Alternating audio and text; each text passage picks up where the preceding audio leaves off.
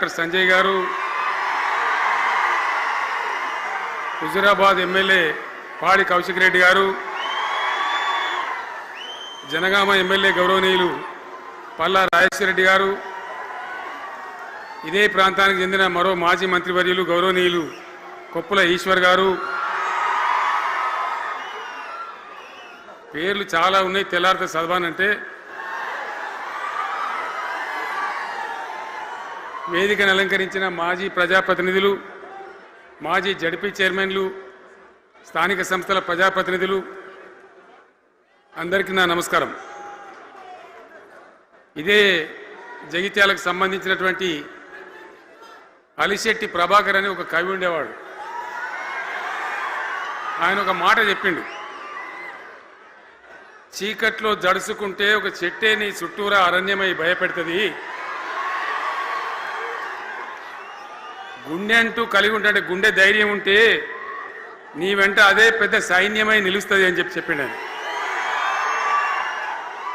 ఇలా నా కళ్ళ ముందున్నటువంటి మీరు, మీతో రెండింతలు బయట రోడ్ల మీద ఉన్నటువంటి అశేషమైనటువంటి జీవన్ రెడ్డి గారి అభిమానులు, మీ అందరి ఆశీర్వాదంతో ఈరోజు జీవన్ రెడ్డి గారి చేరిక కరెక్ట్గా ఆయన గుండె ధైర్యం ఉన్నాడు కాబట్టి, ఉన్నట్టు నికాలస్గా మాట్లాడతాడు కాబట్టి ఇలా ఆయన నిర్ణయం తీసుకొని ఇంత పెద్ద సైన్యాన్ని తీసుకొని తెలంగాణ రాష్ట్ర భవిష్యత్ ప్రయోజనాల కోసం ఆయన బీఆర్ఎస్లో చేరిన విషయం మీ అందరికీ తెలుసు. ఆయన వెంట మీరందరూ వచ్చి ఎవరైతే అందరూ ఈరోజు చేరినరో, ఇంకా రాని వాళ్ళు కూడా ఉన్నారో గ్రామాలలో పట్టణంలో, మీ అందరికీ ముఖ్యంగా జీవనన్న గారికి, ఆయన వెంట వచ్చినటువంటి ప్రతి పౌరుడికి, ప్రతి అన్నకు, ప్రతి తమ్ముడికి, ప్రతి చెల్లెకి కూడా పేరు పేరున బీఆర్ఎస్ రాష్ట్ర అధ్యక్షుడిగా నేను హృదయపూర్వకమైన స్వాగతం, సుస్వాగతం తెలియజేస్తా ఉన్నాను. జీవన్ రెడ్డి గారి గురించి నేను ఎక్కువ చెప్తే మాది మేమేదో డబ్బా కొట్టుకున్నట్టు అవుతుంది. ఎందుకంటే ఆయన గురించి మీ లోపల తెలియని వాళ్ళు ఎవరు లేరు ఇక్కడ. 40-45 సంవత్సరాల నుంచి మేము స్నేహితులం, చాలా దగ్గర మిత్రులం. వారు చెప్పిన వారి ఉపన్యాసంలో భిన్న రాజకీయ సిద్ధాంతాల వల్ల విడివిడిగా పనిచేసినాం, కానీ మా స్నేహితంలో ఎప్పుడు లోపం లేదు. చాలా చాలా బాధలు, మంచి చెడ్డ సుఖాలన్నీ కలిసి పంచుకునే వాళ్ళం, అభిప్రాయాలు కూడా కలిసి పంచుకునే వాళ్ళం. బాబు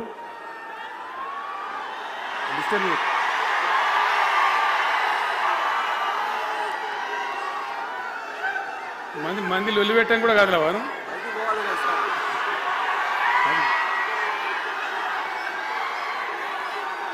చాలా కలిసి పనిచేసినాం.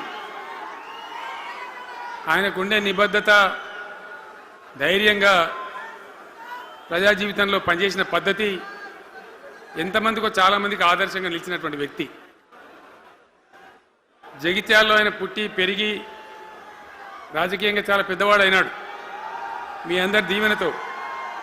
కానీ ఒక జగిత్యాల్లోనే కాదు, ఆయనకు పాత కరీంనగర్ జిల్లా వ్యాప్తంగా అట్లనే పొరుగున ఉన్నటువంటి అనేక జిల్లాలలో చాలామంది జీవన్ రెడ్డి గారి అభిమానులు ఉన్నారు.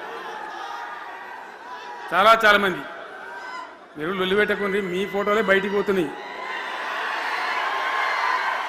అది లైవ్ టెలికాస్ట్ ఉంది, దానిలో మీ బొమ్మలు టీవీలో కనబడుతున్నాయి మీ ఇంటికాడ. లొల్లి పెట్టకుంది ఇక సెట్ అయిందా?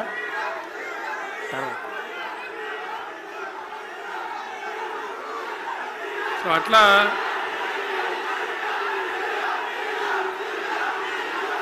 Please please please please